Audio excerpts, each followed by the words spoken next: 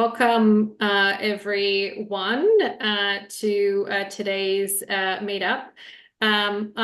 We are have the pleasure of having Barry O'Reilly with us today. And as Jen mentioned, we're going to have a bit of a conversation all grounded around Barry's latest book, actually. And so this will be an informal conversation. I've got a couple of questions for Barry just to kind of get it kicked off.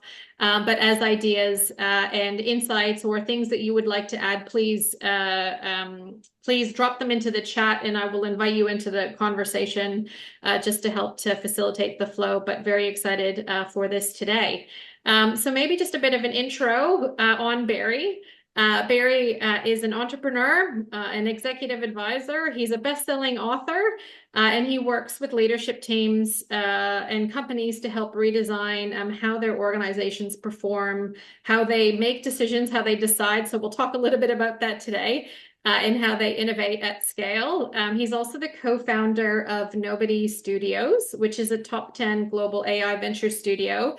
And its goal is to build 100 companies in a 5-year period. And so I know Barry because of his books. So his first major book was The Lean Enterprise. And it was recognized by Harvard Business Review as a must-read for CEOs. And this was already some time ago, Barry. But your next book was a book about unlearning. And this book was all around a repeatable system to let go of past success to achieve extraordinary results. So kind of how do we unlearn to relearn all the behaviors that we need to do differently and to work in today's kind of modern way of working. But your latest book, which is called Artificial Organizations, challenges leaders to stop viewing AI as just a mere productivity tool, but instead to redesign how leaders should think, decide, and then lead. So I myself have read, Barry, all of your books. Yeah, thank you. Appreciate it. And I have them on the shelf still. So if anyone would like to borrow one, I'm happy to share my copy. So I'm a big fan of your writing. It's super easy to read and consume and filled with lots of great insights and stories. So when I saw your latest one on artificial organizations, because we've been talking a lot about AI and what does that mean in our world of work today. I don't know who's not talking about AI, to be honest. So I was quite keen to pick it up and read through it myself. So for those of us who maybe are part of the audience that haven't read it yet or haven't had the pleasure to, can you tell us maybe a little bit about the book? What is it about? Kind of why did you write it? How did it come to be? Because that I think in itself is an interesting part of the conversation. Yeah, no, thanks. And thanks for inviting me. And such a nice intro as well. So I appreciate that. Yeah, like a lot of this began for me, oddly enough, at 1 a.m. in the morning when I was sitting at my desk. My dinner was cold. My wife had gone to bed. We were just about to have our second kid. We were starting the AI studio at that point, and I was working on a business case that probably should have been done like 2 or 3 days ago. And my head was just overloaded. There's too much in it. I was thinking about, how we're going to build this business, how I was going to get this document done, how I could actually spend time with the people that mattered most to me. And, I wasn't necessarily exhausted, but I was just overwhelmed. And I sort of had this realization that I couldn't keep doing the same things that I was doing and expecting similar results. In many ways, as you say, I had to unlearn how I was working. And that was sort of one of the real beginnings for me where I started to like really start evaluating or looking at how I did my best work. And it wasn't, I didn't start from a place of, oh, AI is going to fix all this stuff for me. I just started really thinking about, how do I do my best work? What are some of my natural traits that help bring my best talents to bear? And then also, what are the sort of highest leverage moments for me, where my judgment really matters? And what are those tasks that are sort of imperative for me? again, in a venture studio, it's often one-on-one calls with the founders of the companies. It's with the executive group trying to build a studio. When I'm doing coaching calls with execs in Fortune 500s, it's just meeting with them, and helping them understand challenges they're facing and make decisions. And then once I sort of really started to look more at myself about how I do my best work and where my judgment really mattered, it was really only then that the concept of even experimenting with a tool came into my mindset whatsoever. And that's, when I started to say, right, well, my natural trait is often talking. A lot of the innovation I do is debating ideas back and forth, pressure testing them, challenging one another, but it's talking a lot. And the tasks that matter most for me are often those one-on-one meetings, weekly meetings, coaching calls. So it became pretty obvious to me that the support that I might need was actually having a meeting co-pilot with me to sort of capture pretty much every conversation and turn it into a data asset that I could leverage and recall later. And I come from an engineering background. So for me, I sort of think a little bit like that. I was a failed engineer, like I sucked at it, but my mind is sort of thinks like that. Like I think like every conversation is actually a data feed. And if I capture that data feed and put it into a database, I can leverage it later. And instantly after just having that sort of aha about how I do my best work, which is talking often, these judgment moments of one-on-ones and meetings were such a high leverage moment for me. Instantly having a co-pilot that was capturing every conversation as a data asset that at the end of that meeting I could start to leverage, I could synthesize it, I could work with the data to actually both follow up with people, but also prepare for the next meeting. And starting to think then of every conversation was essentially a data asset that I was compounding over time. And that was sort of the first big insight for me, which is probably, about 2015. And I found this a startup in San Francisco called Otter. I was is basically they had a product manager and an engineer, and I would do phone calls with them and chat to them about how they were building their product and what was useful about it. And that was sort of the beginning of, my start, if you will, on pairing up with, my skills, but pairing it with machine intelligence as well. Well, and so it's interesting that you raise Otter because we were actually talking about Otter as a Zoom participant in this meetup today, and what might it then be listening and recording. But when I hear you describe that and kind of what the book is about and why you created the book, like there are already so many things in what you've described there, Barry, because first, fundamentally, it's you recognizing that there are some things that you need to unlearn and relearn. And then it's about how are you then to bring the best or to have your best moments, then how might we then use AI to actually unlock that and enable that? Because what I'm hearing from a lot of organizations and leaders and team members here is that actually everyone is feeling a bit of overwhelm.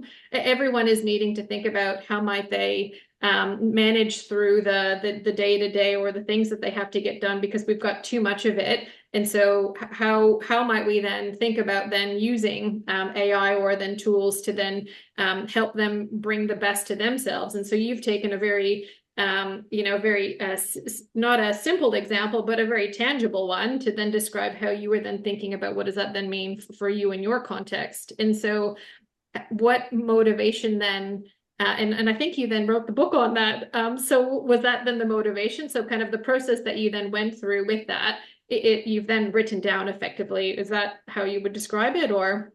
Yeah, like that's it. Like one of the benefits of working in the venture studio is, we had a portfolio of like we've basically been through about 30 different companies. So every single one of those companies, as well as the studio, is an opportunity to experiment with ways of working. And what I was just constantly able to test and try is just like, different ways of doing things, like building what I consider my personal system of work. and then using that to sort of test and improve. And actually, I'll just share one or two of the models in the book because I think it's helpful for people to see.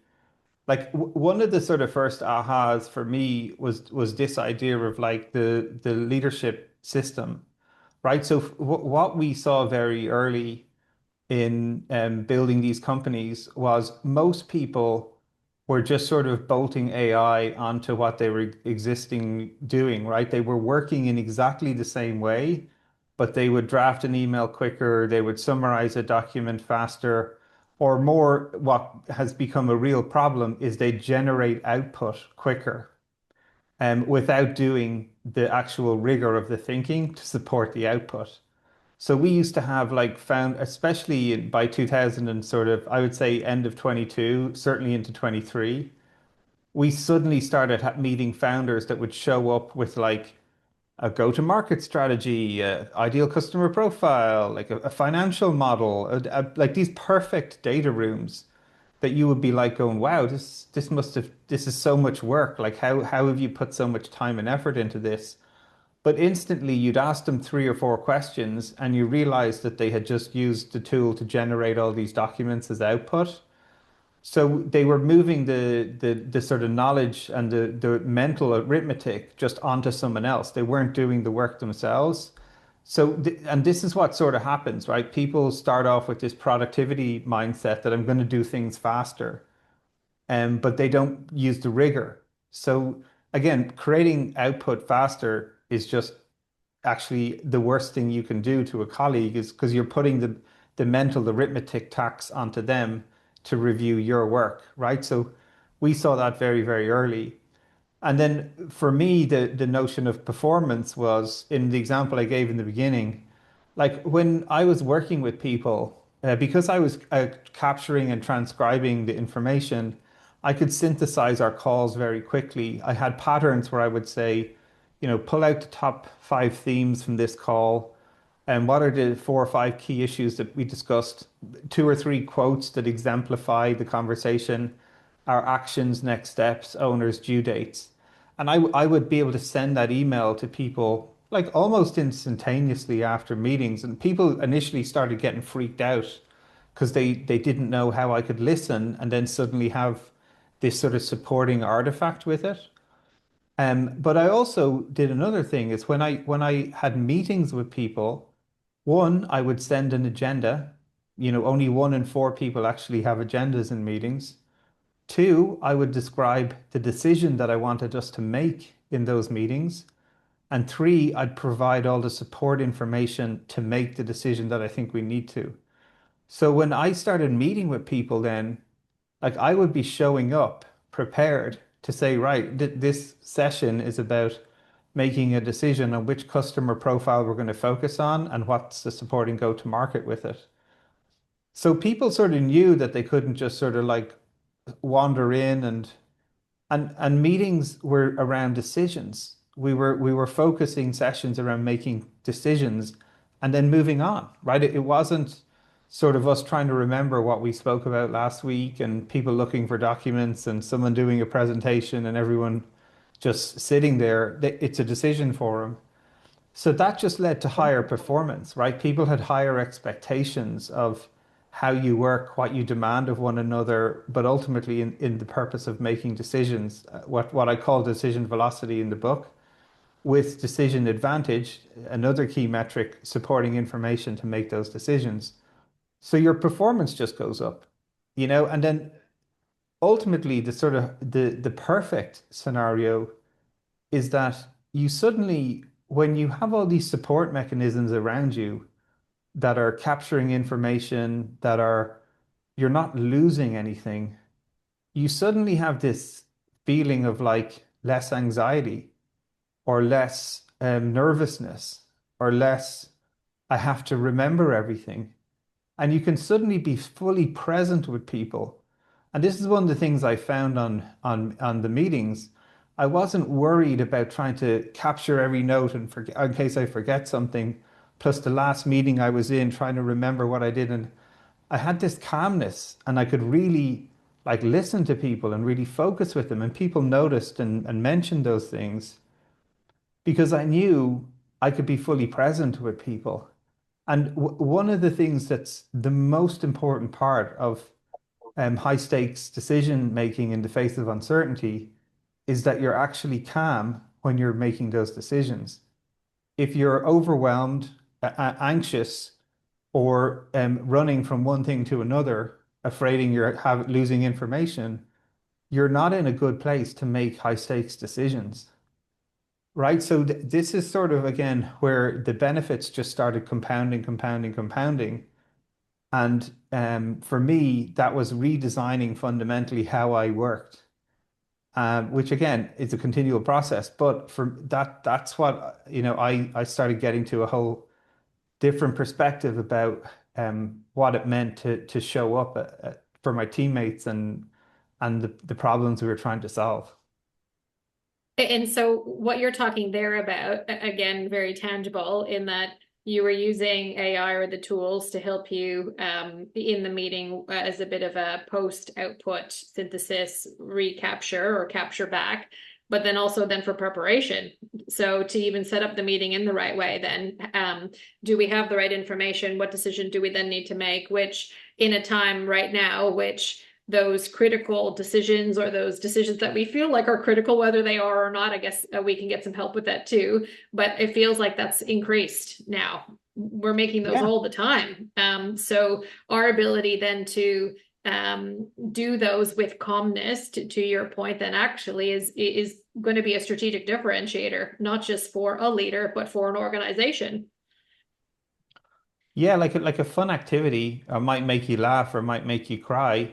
Is like just go look at your calendar for like the last 8 hours and the next 8 hours. Like, what do the meeting invites look like? Like, first of all, how much of your time is in meetings? It's probably at least 50%, if not more. And like, what does the calendar look like? What do the invites look like? Does it just have catch up and 17 people on it? Or like so these are sort of for me like ways that you can raise the standards and expectations of one another with actually like very little effort. If you're able to start thinking about how you have a system of capturing your work, your conversations, and synthesizing it, even at the end of your day, right? Like I remember I used to sit there, I'd be in meetings for like anywhere from 8 to 10 hours, and then I'd have 2 hours of emails and follow-ups to send. And again, I'd be sitting at my dinner table, my family trying to ask me a question, and I'm thinking about a proposal that I need to write in the back of my head. Like I'm not present again. I'm not present. Versus now, like I'm sort of like rocking up for dinner with an empty, calm head. Because I know that the machine has captured 95% of the actions from the day. The things that really mattered are written down here on a post-it note in front of me still. And then I have a check and balance where I can sort of say to the machine, right, well, what were the actions that were discussed in all my meetings today? Here's the notes that I have. And then what I end up doing, again, because I'm a talker, I talk then to my LLM to fill in all the blanks of the context that I felt was missing or little points that I want to add. And then that builds the context for me for tomorrow when I wake up and I get a notification of all the things that I have to do based on, the last 36 hours that I've been working. And so that gets me into this very good cycle. And then I can, if I've got this meeting coming up and I look at an agenda and there's nothing in it, I email the people and go, Sorry, what's the purpose of this meeting? Like, what do we want to do here?" And again, I'm not trying to be a pain in the ass. I'm actually trying to make progress, and I think people recognize that. And then, once you show them these systems, they get excited about it and are like, yeah, I want to spend my time well. And that I think it's a great way to work. Like you want to be around people who work like that. I find again. And so what approaches then would you suggest for leaders or for the people, kind of tuning in today to then um to get the most out of AI, like as a personal AI operating system? Like, what matters most, do you think? And there's a couple of models that you have in the book that, if you wanted to talk to those, or just, things that you're thinking about, but what things might people be thinking about or should be doing? Yeah, I think probably one of the most popular ones, and I know you mentioned this too to me as well, when you'd read the book, is this sort of 3T model, which is the idea of traits, tasks, and tools.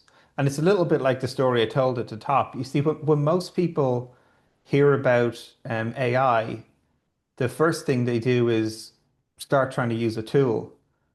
And it's actually the worst place to start because you have to remember that a tool is an opinionated, codified version of someone's view about how work should be done, right? So the team at OpenAI or the team at Anthropic have a viewpoint on how responses should be done, what the tool should focus on. Like it's opinionated, right? And so when you pick a tool, it's a hard-coded viewpoint of what it should be good at. Um, it doesn't, you then often, or most people start saying, all right, I'll download ChatGPT and I'll use it for, I don't know, synthesizing documents, because that's something I have to do, you know? And again, you don't know if the tool you've downloaded or decided to pick is even the right tool for that task. And nobody, excuse me, nobody even thinks about themselves in this whole picture about how they do their best work, right? And again, another example for me on this is I'm dyslexic, so writing 3 books. I think my English literature teacher would not believe you. They would be like that. That's impossible. I've a solid history of D minuses in English literature, and so again, when I was like figuring out even how to write, I thought that if I wanted to write a book, I had to sit at a keyboard and type, because that's what writers do, right? They sit by these roaring fires with glasses of red wine, just like turning out pages. And I drank a lot of wine and sat by a lot of fires, but I didn't write a lot of paper, And but the again, typing is this again, it's a codified sort of tool for writing. Like it's an opinionated way, but that wasn't the best way for me to do it. My best trait was talking. And this is again why it's so important to start almost with yourself and how you do your best work. My best way for creating content, which was actually the task, was not typing, it was talking. So what I did is I hired a journalist to interview me, and I would bullet point out the chapters, and then they would ask me questions, and we would transcribe. Again, I'd have a transcription service that they would ask me questions on the chapter. We would transcribe it almost instantly. The journalist would copy edit the chapter and send it to me in about an hour and a half as like a minimum viable product or an MVP chapter. So suddenly I was going from like a blank page to like 8,000 word chapter in a matter of hours, right? Which used to take me a week to try and write a chapter, and it was terrible. So that's sort of the experience, I guess, again, underlined a lot of this for me is that if you're starting with the tools, you're locking yourself into a set of opinions and assumptions. You don't yet know what they are, and you don't even know if they're the right tool for the task, never mind yourself. So that's why I always say to people, this is one of the things most people are struggling with at the moment is they have to start with their own behavior, like how they do their best work. Where do they create the most value, the tasks that they focus on, and then what tools are going to support that? And when you come at it from that perspective, you're actually accelerating and amplifying your natural traits and your abilities. So that's like for me, it felt like I was cheating, like writing this book that I was talking because I was just so effective. It was just so, it was me and flow. And I think that's a really important thing for people to think about when you're designing your sort of systems of work, is that you have to design around amplifying your strengths and mitigating your weaknesses, not doing what a tool tells you to do. And I think it's a really important part of this. And so Phil Gadinsky has dropped into the chat that he also loves that thinking, or the quote around that the tool is actually someone else's opinions to amplify that point that you're making. But I think, Barry, what I really like about that example is actually you've just redefined how to write a book. You weren't writing a book, you were talking a book. You were talking to create the book and thinking then differently about how you then get that done. And the outcome there was to write a book so that you could share your learnings. But again, back to the point around thinking about how do you then get the best out of your skills and your strengths, thinking about the traits that you then have, it was then talking. So you're amplifying that. So you're then thinking about what tasks you might then need to do and what tools then support that task to then enable you to then deliver that outcome effectively. And so like when I hear that, I'm then thinking, okay, well, for people who are, delivering or working in a process or working in a system or working in organizations, what might that then mean for them? And how do we take that thinking and translate that? Because that's such a great example in the context that you had. So any maybe stories or examples that you might want to share from that perspective? Like how do we translate, instead of writing a book, you were talking a book, but what does that then maybe mean in a large organizational context? Yeah, like I think like the obviously you were kind enough to sort of read the book and hello, here it is, everybody. It's extremely short read on purpose. Look, it's only like 140 pages. But it's packed with, as you said, case studies from executives I've been coaching at companies like Capital One, Slack, Skyscanner. But Progeny is one company I think that's really interesting. They're the largest provider of fertility benefits in the United States. They're NASDAQ listed. The CEO, Pete, is the former CFO of WebMD. And one of the things they were one of the first people to really that I started working with because their CTO used to be the CTO of American Airlines. Again, another case study in the book, but a company I've worked with for many years.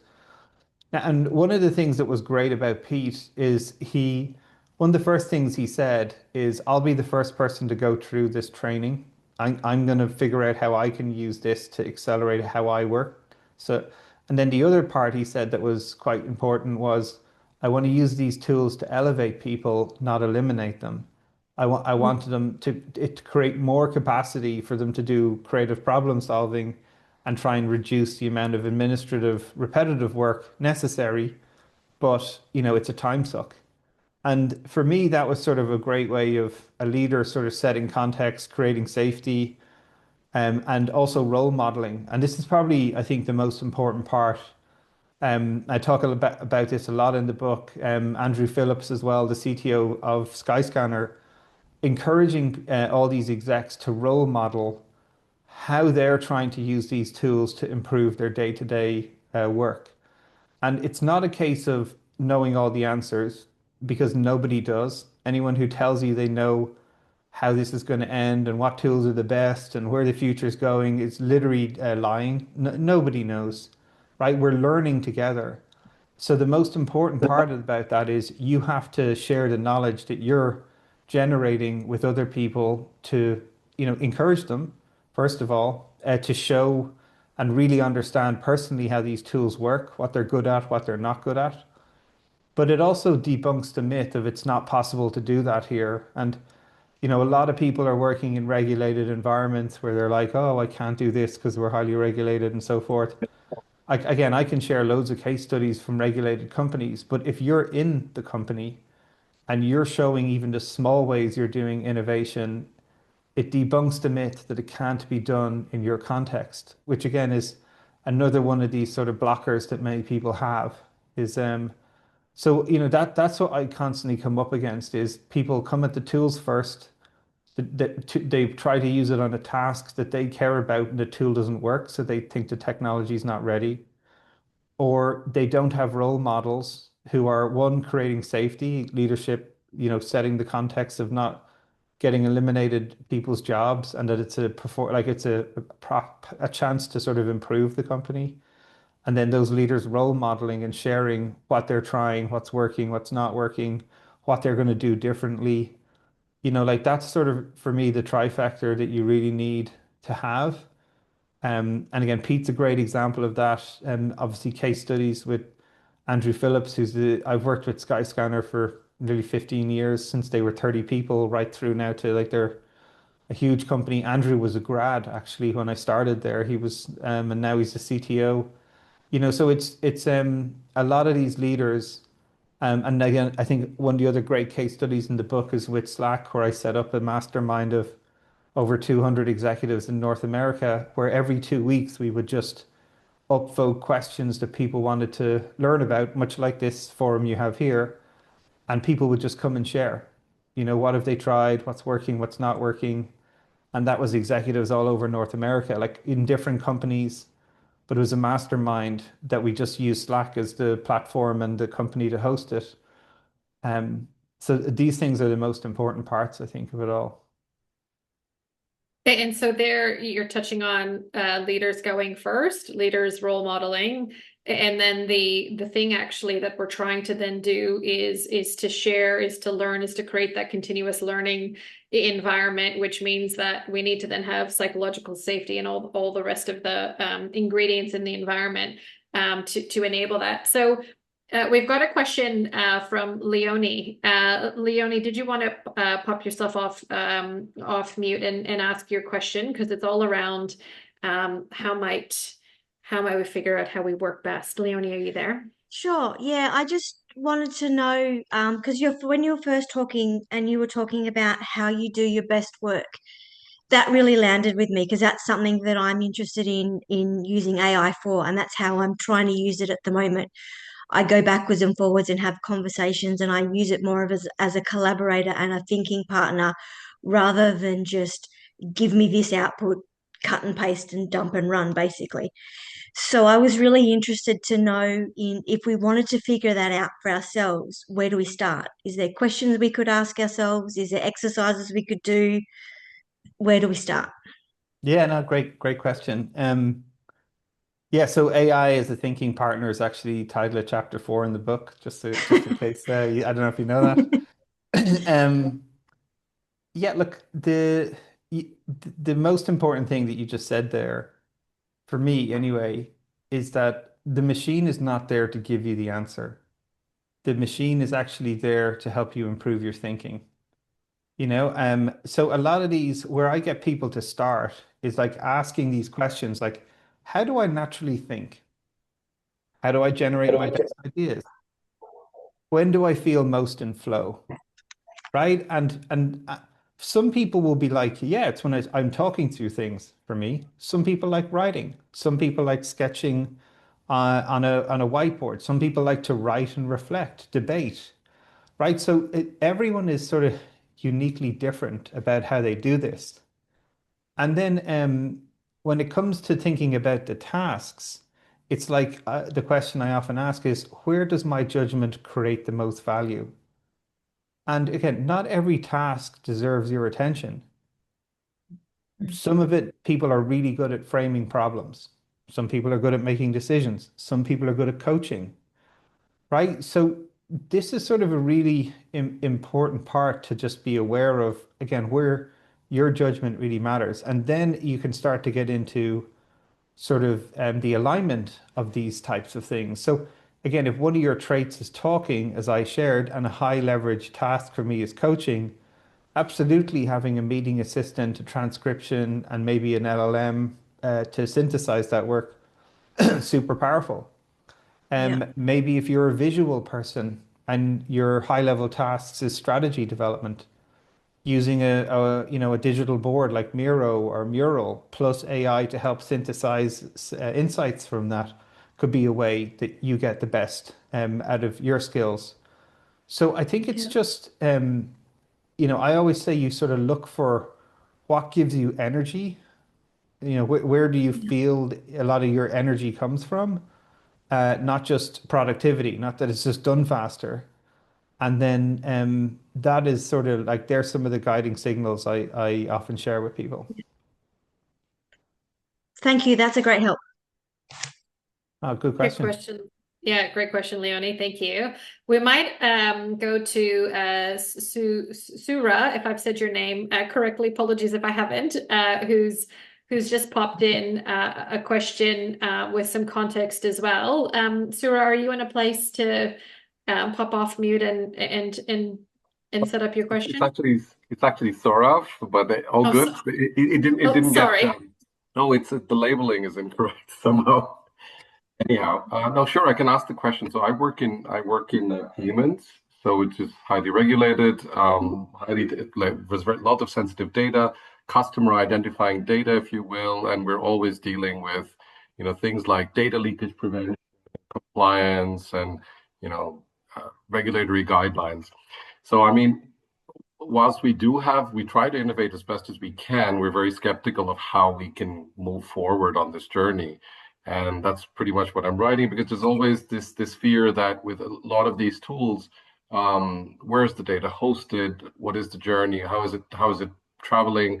Data in transit, data how is it persisted? What is the life cycle of that data? So there's a lot of fear in how much we can use it for. Sure, we can use it as an accelerator in some areas, but to fully leverage, let's say advertised capabilities is something that we're very skeptical about. I mean, could you share any experiences that you've had regarding AI usage in these kinds of very highly regulated environments? Yeah, and like I think you also have to recognize, Sora, like everywhere is regulated. It like at this point everyone is. It's not just banking or just aviation or right. Everybody has to deal with data management because if they lose your data, nobody looks good. That's I think it's important to set that as a baseline. It's not just like one industry is suddenly more unique than any other. The other thing I would always say with this is, yes, there's over advertising of the capability of these technologies. A lot of the businesses in the LLMs, like Anthropic, OpenAI, have massive marketing budgets, and their sole purpose is just to get you using their tools. Like that's it. So they're overhyping, they're overselling, they're hyperboling every capability that these machines can do. So I think we're in a situation like that too at the moment. Like example, if you go look at OpenAI's YouTube channel, all of their educational videos are less than a minute long to teach you how to do something highly complex. And it's literally like, oh, OpenAI can change your life forever. Look, here's a video of it doing it. Enjoy. Like that's literally as much as they're giving out, right? There's no real detail behind what they're trying to do.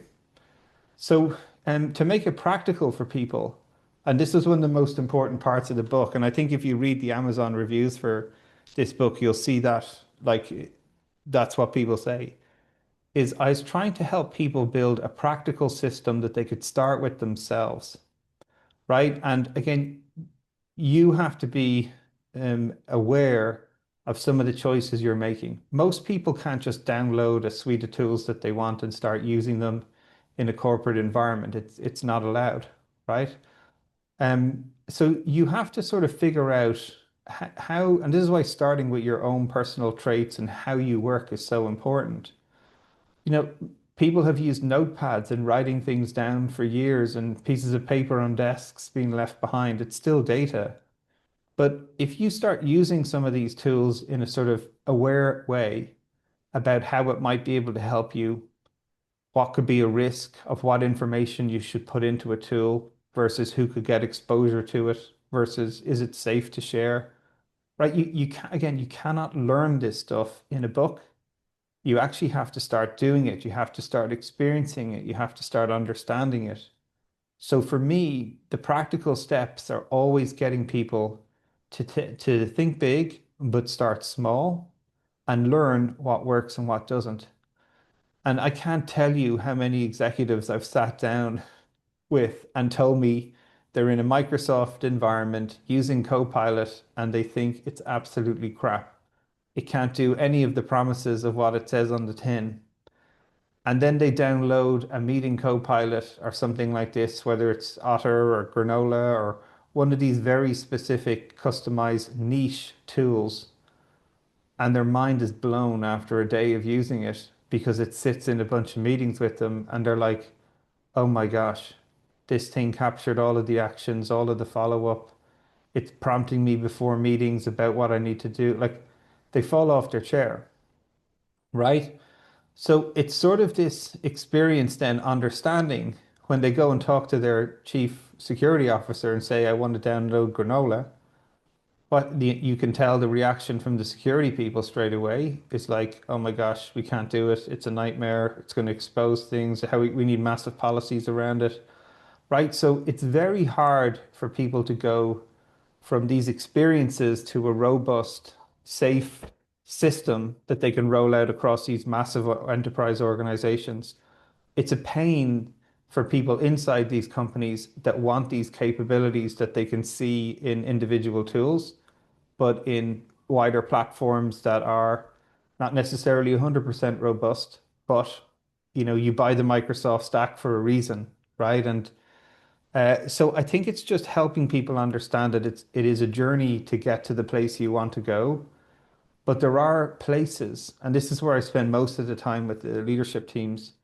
There are places where you may want to differentiate and choose a niche product because it's so important to the performance of the work that you're doing.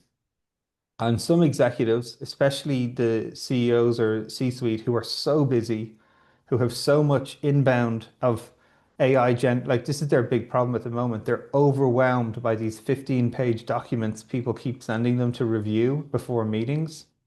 Nightmare. Plus the meetings they're in, plus remembering what they've got to do, plus. It's actually untenable. So some of these tools for them seem like a chance to just not to be cognitively overwhelmed. So they're willing to sort of take a risk, right? Or they run it as a pilot. And again, Pete, who was the CEO of Progeny, he'd never used a tool like Otter or a meeting like everything his whole life was a Word doc that he just updated a personal Word doc on his machine. None of his team knew what actions he had in there. None of his teams knew what he was sharing with them. If he lost the doc, it was all gone. Like again, this guy is like a multi-millionaire. He's built WebMD. He's building another Nasdaq listed company. Like the guy is amazing, but his whole life was run on a Word doc. So there's all these shifts that people are going through, again, which is inspiring to me, and yeah, someone always asks about teams. I feel like if someone works for Microsoft, they're just never going to buy this book. I don't know why. Like people are like frustrated, and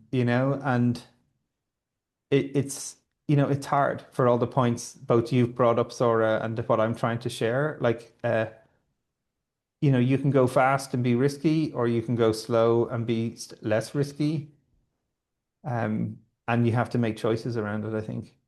I fully thanks for that. I fully agree with you on the three P's and the three T's. I think it's just a mindset issue at this point. And as you said earlier, there's a lot of noise in terms of advertising, and to really cut through that and convince people that, let's focus on what you really want to do rather than what you're hearing or what you're seeing on the market. I think, but thanks for those insights. Much appreciated. Yeah, you're welcome. Thanks for the question. I might follow that one up then, Barry, with the question of so if every organization is regulated, yes, and we all need to think about how do we make decisions and how do we think about bringing the best of ourselves to work, then what's the risk of not doing something? Like, what's the risk of leaders not taking any action right now? You're on mute, Barry. I don't want to be a scaremongerer, because I don't believe in that. But I think there's just some facts that we all have to face, right? And the simple facts are that this technology, actually, I just published an article, Inc. magazine literally mentioned this as the book as well. the biggest risk is not doing some is not learning these tools. You're in a world now where people are working in this way. So you're either, working the way you've always worked, and that's fine. But you're also in a market where people are using these tools to innovate how they work. And the conclusion of that story is whether you like it or not, the probability is in the favor of the people who are pairing all their human skills with machine intelligence. So it's just sort of, it's a sad truth of how this story sort of goes. It used to be about like tenure or how long you'd been in a company or people's experience and their gut instincts. And again, instincts still matter. If anything, they probably matter more. But you can't just rely on instinct alone anymore and tenure and time because you're then in a marketplace where there's people who are really good at finding information. They're really sophisticated decision-making models that they use. So they're getting better inputs. They have a very robust algorithm to test those inputs. So the output that they're producing is probably going to produce better outcomes because they're learning a whole different way of working versus people just relying on their gut. So I think that's one of the things I try to say to people is the biggest risk is just refusing to embrace the technology and find out how it can improve you as a person rather than sort of again it's really important to say this. All the research, the real research, and there's tons of it in the book, points to AI is not taking people's jobs away. It's in equal measure reducing manual work and it's increasing productive problem-solving work opportunities. So you're sort of moving up the problem-solving chain. But if you choose not to be part of that movement, you're sort of freezing yourself while others are moving up the problem-solving chain, if that makes sense. And again, if you follow me, I'm really active on trying to publish all the research to debunk these types of fear mongering out there because there's some really great research now starting to be published to show that it's actually has positive effects on the workplace if you embrace it.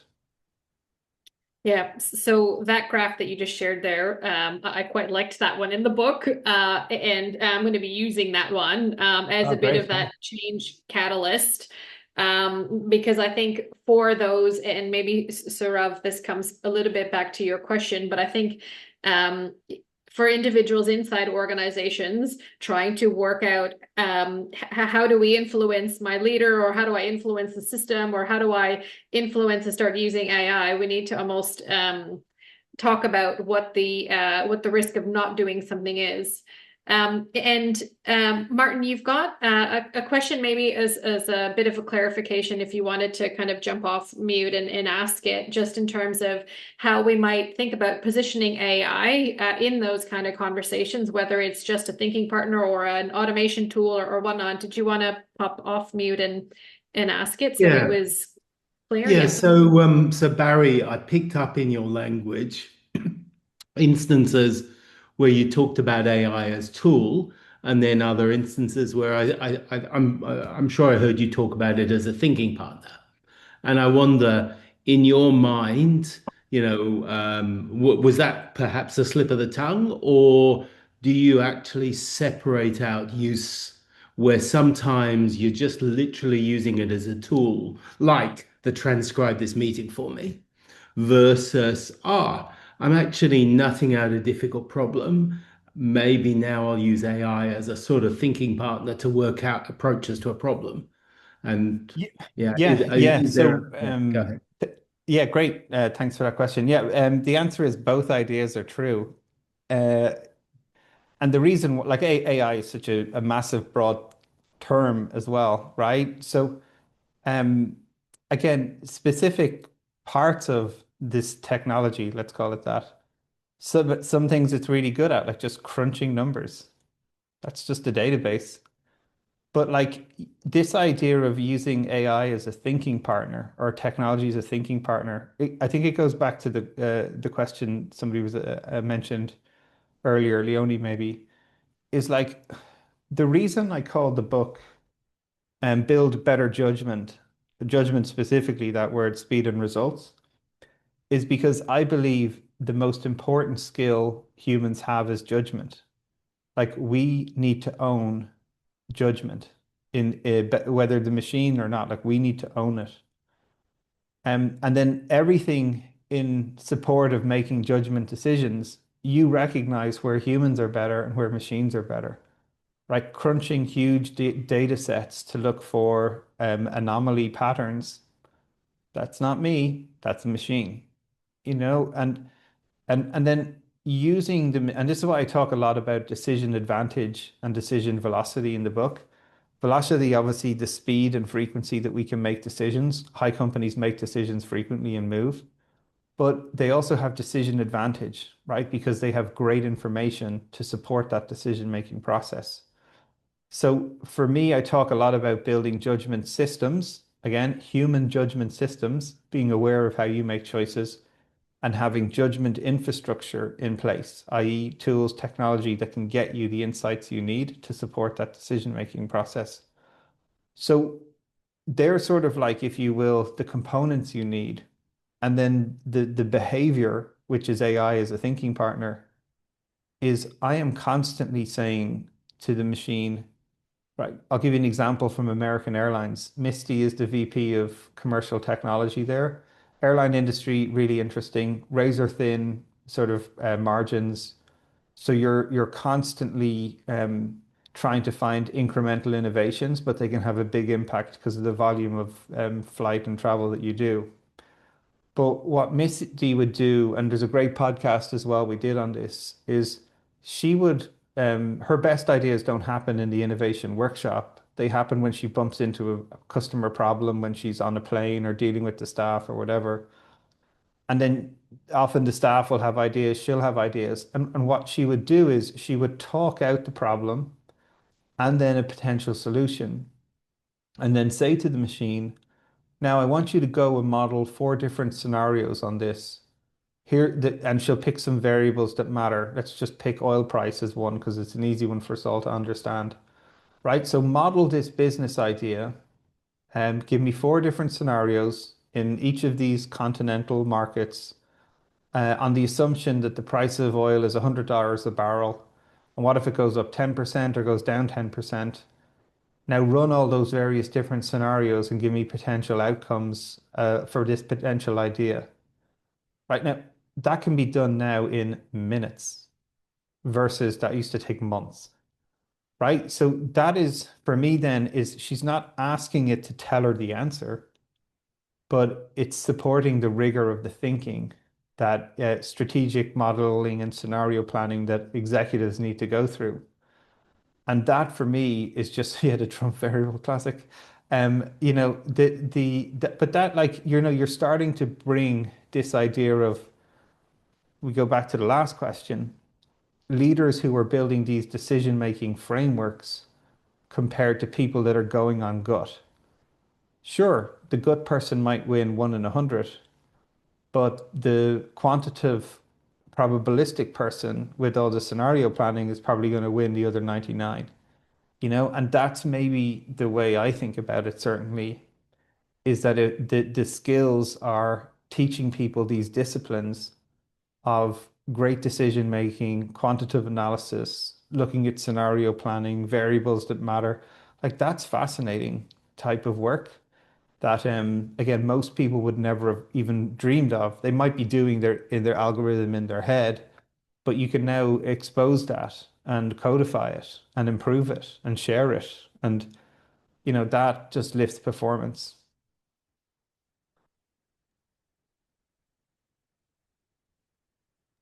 Fantastic, great answer. Thanks, Barry.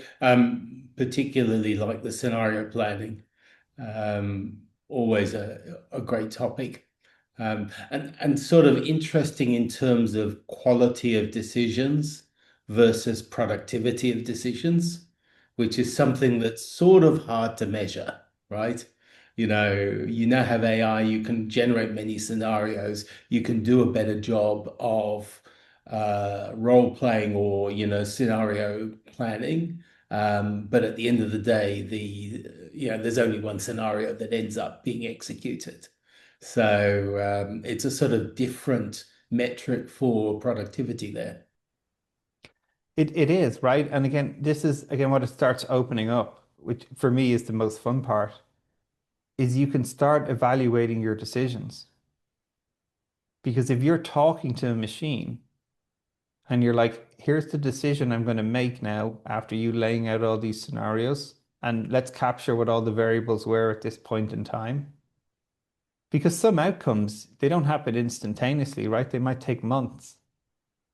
But what's really, really healthy is retrospectively going back and looking at decisions that you're making and asking yourself, did I make the right decision based on, here's your agile principles, the information that I had at the time, given the situation we were in, information to hand? Did I make the best decision I could and we just got a bad outcome? Or did I make a bad decision and we got a bad outcome? Healthiest thing in the world. But again, it's not systematic in how people work today. And I think it's going to become that way. And so I think that's really great food for thought. Great question. Thank you, Martin.